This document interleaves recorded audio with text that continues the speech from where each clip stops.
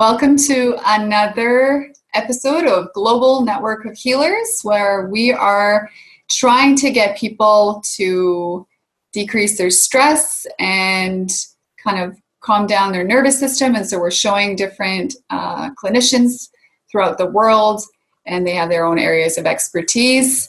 Today we have Liz Karchut with us, and she has been in the healthcare industry for 30 years. Her career as a primary health care provider has focused on the oral systemic health connection and the prevention and treatment of oral disease. And in the past 15 years, her focus has been on continuing her education with the specific considerations in the areas of health, which include nutritional counseling, women's holistic health, and hormone health. She's actually also a craniosacral practitioner. Welcome, Liz. Thank you very much, Lana. So glad to have you here. So you certainly have your own perspective. And what I'd love to ask you is, what can we do to support our immune health at this time? Absolutely. Great question. So what I want to do is talk today about support is a big word for the immune system. I want to talk about building it, supporting it, and protecting it. And so, the immune system, our health is multifactorial. It's never going to be just one thing. I'm going to be focusing more today on adding in some supplementation. We're going to talk a little bit about that in a few moments. I do want to quickly, though, address just a few things with supporting the immune system. And you've had a couple of great speakers on already, and I know you have more to come. So, and they're going to be talking about some of these things. But I did want to mention them. And first and foremost is nutrition. We know that we can really support the immune system with good, proper, whole food nutrition. So that's definitely something you want to take a look at. Sleep. A lot of us are stuck at home now, so we're not as busy. We should be getting our sleep in. And so, that's when the cellular repair happens. So, 7 hours of sleep. And then we talk about exercise. And you've had someone that was on the other day that gave some great tips when we're stuck at home on, it's not an excuse to not do anything, right? We can still do a lot of great exercises. And then stress reduction, I think, is a big one at this time. And stress reduction really, first of all, stress really affects our immune system. And it can really knock back our immune system. So stress management, I think, is probably more the word to use. And so there's going to be a lot of things that can be offered for that. I mean, you are a therapist, you know all about that. It might be meditation. It might be getting into nature. It might be going for a walk. I do craniosacral therapy for some people that really helps bring their stress levels down. So, and exercise can be included as in that as well. So I wanted to kind of just touch on that first before we jump into how can we build and support and protect. And building our immune system comes down to some of the most foundational parts of our nutritional health, like our diet. And so it's building and feeding. And so building our health incorporates protein. So again, a lot of us, this isn't rocket science, right? We know, we've learned this in science class.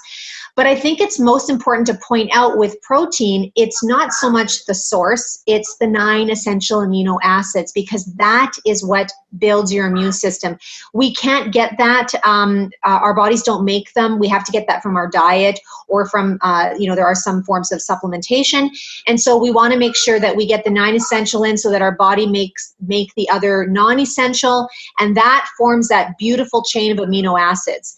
And we have to get all 9. We can't be missing one. Otherwise, that chain cannot go and build our immune system, not to mention our digestive system, our hormones, our blood, our bone, our muscle. So it's very, very key. So building, very, very foundational and fundamental for our health. Secondly is feeding. And feeding is going to be vitamins and minerals. And so again, we want to look at our diets. And stay tuned to everyone listening, because Lana's going to have a functional nutritionist come on and talk a lot more about our diets. But we want to look at our diet, and then we also want to look at supplementation to fill the gaps. And I'll be giving some examples in a little bit, but filling the gaps, it's not a magic pill, but 90% of North Americans are missing key nutrients, one or more key nutrients in their diet. So that's where supplementation can really play a positive role in our health. Yeah, that's right. And so tell us a little bit about the immune system. What happens when our immune system encounters an invader? Yeah, so I really wanted to just first of all, I want to say that I am not an immunologist. Our immune system is extremely complicated, but I wanted to give the viewers just a quick simple look at what happens when a virus comes in. And the reason I'm sharing this is because it's going to play a role. We just talked about building and feeding. And so, and that's going to play a role in just a moment. So first of all, our immune system is kind of like the guardian, right? If we think of a castle and the moat around a castle, our immune system is there to really protect us, to protect our bodies. And we have our white blood cells, which is our line of defense. And we have two groups of white blood cells. The mission is really to go in and attack the invaders and get rid of them. So we have two groups, and our first line of defense is going to be our, I call them our first line soldiers, or like the police. You can think of them as that, the police that are going in to monitor our blood, and when they see an invader, they hopefully kick them out. So we have our first line of defense. And then we have a second group of white blood cells, and I'm going to refer to them as our special defense, or we could call them the intelligence of our immune system. And so typically on a daily basis, our cells are under assault a lot, but we don't even know it, because guess what? Our immune system is amazing. It gets in there, it gets rid of them. So we don't even know this is going on a daily basis. However, if a virus enters our body and it's something that our immune system hasn't seen before, the first line of defense, those soldiers are going to look at it and go, okay, we haven't seen this before, so now we're going to need to go to the second line of defense. We're going to need to go to the intelligence. And a whole bunch of things happen in there, but to keep it really simple, the intelligence is going to have to make a new recipe to fight this invader. Now, what do you need for a recipe? You need ingredients. And so the ingredients to complete some of the ingredients anyway, to complete the recipe, are going to be the nutrients, the vitamins, the minerals, the 9 essential amino acids, the things that we need to build our health on a daily basis. So ask yourself a question. How strong is your foundation right now? Because if you don't have those key ingredients, it's going to be tougher to make this recipe to fight the invader. And typically with a new virus that comes into our body, you're probably looking at about a good 10 days if your body hasn't seen it before, to make the recipe. So sometimes it does require a little bit of patience on our part while we're trying to get through this virus. So that's kind of the basis of what happens when those new invaders come in and affect our health, and why it's important to have a really good smorgasbord of vitamins and minerals in our bloodstream. That was really well put. I loved the visuals that I had when you were telling me about that. That's fantastic. It's probably the most interesting story of the immune system I've ever heard. So thank you for that. That actually makes it palatable, digestible for everybody, I think. So that was awesome. What are some additional suggestions besides obviously, healthy diet, exercise, sleep, that can support an immune system? Yeah, so this is where we could really use supplementation to bring on the support and the protection of our immune system. Now, supplementation is a topic. It's a hard topic for a lot of people. We get so much from the media. There can be a lot of negativity. There can be positivity, but there's a lot of people that are afraid to supplement because of things that we've heard in the media. And it's not that it's all wrong. What I would say is you have to know the source of what you're taking. You got to know how they source the ingredients. Do you know if it's in harmony with nature? There's some information I can post after. Part of what I do is I teach people what to look for in a good quality supplement product. And so I can pass that information along. It would take too long on this call to go through all of it, but it's information that I can easily pass along if others are interested to know. And it's important to know that some points to know with Health Canada and the FDA. So I can provide some of that information for the viewers if they would like. But I want to talk about a few key supplements that we should really be looking at to support and build and protect our immune system. Now, one of the things I want to mention a doctor, his name was Dr. Kojima. He was the doctor in the 1950s that discovered that our body produces interferon. Now, interferon, you can think of it in a simplistic way as the army. They're the ones that go out and fight for our immune system. And he's the guy that discovered that. And what he wanted to do was to create something naturally using plant-based products to fight the immune, or not fight, sorry, to build the army for the immune system, to help the immune system, right? To increase the number of army, essentially, to fight. And it took him 40 years. But he created, using plant-based ingredients, and he created something that was pretty remarkable. There's some excellent research on it that really supports how these 4 different plants can increase your army and increase the toughest, sort of your biggest line of defense, which is your natural killer cells.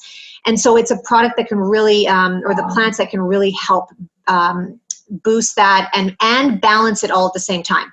So that is information, again, that I can provide. It's if people want the research and the studies behind these plant-based ingredients. Secondly, I want to talk about probiotics. Probiotics are really there to populate with good bacteria. So 70% of our immune system is in our lower gut.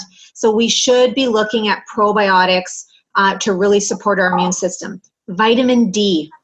We hear of this all the time, right? Vitamin D has a long list of what it does in our body. And if we're talking about the immune system, it really can support the immune system. The other thing I want to mention with vitamin D at a time like this is there may be people that are experiencing high levels of anxiety and depression. And vitamin D can be very helpful with depression. So making sure that your vitamin D levels are healthy. So that might be something that you need to get tested. Vitamin C. Again, we know vitamin C is a strong antioxidant. And viruses have trouble multiplying in the cells adequately when we have optimal levels of vitamin C in our body. The other one I want to talk about is zinc. So again, we hear a lot of this, make sure that you have adequate levels of zinc. And yet most people, Lana, are deficient in zinc because our soils are depleted. So zinc helps protect the cell's vulnerability to viruses. So again, we want to make sure we have good levels of zinc in our body. And I think those are the ones that I really wanted to touch on to help support and protect our immune system. Fantastic. And I think the other thing that's important for people to know, if you do have access to the outside, and it is a private, so you can stay segregated, vitamin D is naturally produced when you do have natural sunlight that you have exposure to. So certainly that is another way to get that natural antidepressant effect that you were talking about. And it would be ideal to check the vitamin D levels. May not necessarily be something that is accessible in the next month. So, yes, absolutely. Go outside and get it anyways because we need it. And in Canada in particularly, we will need that. The more north we go. And I think too with just looking at quality too as a healthcare professional, that's why I really stress. I think people so easily just tend to run and buy whatever's on the store shelf. And again, we must do our homework. It's a buyer beware industry, and we want to make sure that there's proof behind something that we're taking. As a healthcare professional, I really feel it's a red flag if you can't get any quality research behind what you are choosing to do good for your body. So again, I can provide that information. Awesome. I think that would be wonderful to have some of those resources available because this is beyond what most of us think about. Yeah. We assume that these companies are doing due diligence and appropriately putting in so that when we, see a label that says 50 milligrams in this, is there actually 50 milligrams of that? And how available is it to our bodies? So yes. Excellent points. Thank you so much for talking about these very important points. And one thing I wanted to add, you were talking about sleep, and I thought, yes, sleep is actually very good for us. So aside from the repairs that your body does, it also gets rid of the stress hormones. So it actually digests them during that time. So if we're not taking care of our sleep, this is going to be something that we wake up and then we still have stress in our bodies. We add some more from that day. So there's going to be that accumulation effect. So I just wanted to add that piece because I think that's really important too. And had we had more time, I'm sure you would have talked in greater detail, but I thought, so, you've definitely covered strongly your area about the support that the immune system needs, the precursors that we need or that our body needs in order to fight, and also just have things available to it. So in case an invader comes, you'll be okay. You'll fight it off quicker. Yeah, and I think more than ever right now, you can never say something cures, or when we talk about, even whether it's our diet or we're talking about a supplement, we are not here to say that it is there to cure and you won't get it. Absolutely not. When you start supporting, though, even if someone ends up in this case, in this time in our world when we're dealing with COVID, even if someone then is exposed and is diagnosed with it, if they have built and supported their immune system, their healing time is probably going to be easier, and they may not have the detrimental effects that we're seeing in some people out there. And I think that's what I want to stress mostly. It is really about the support of the immune system and making sure you're building it on a daily basis. Absolutely. And it's never too late to add to it. If you are missing something, you can always add some more, eat sick or not sick. Absolutely. Yes. Awesome. So lovely to have you here with us. Thank you so much for talking to us. And thank you for giving us those resources. We will let people have the ability to reach you in case they have questions. This is one of those areas where I'm sure tons of questions are going to come up. So they can go directly to you because you are out of the two of us, you're the one that knows. Awesome. Thank you so much. All right. Take care. Thank you.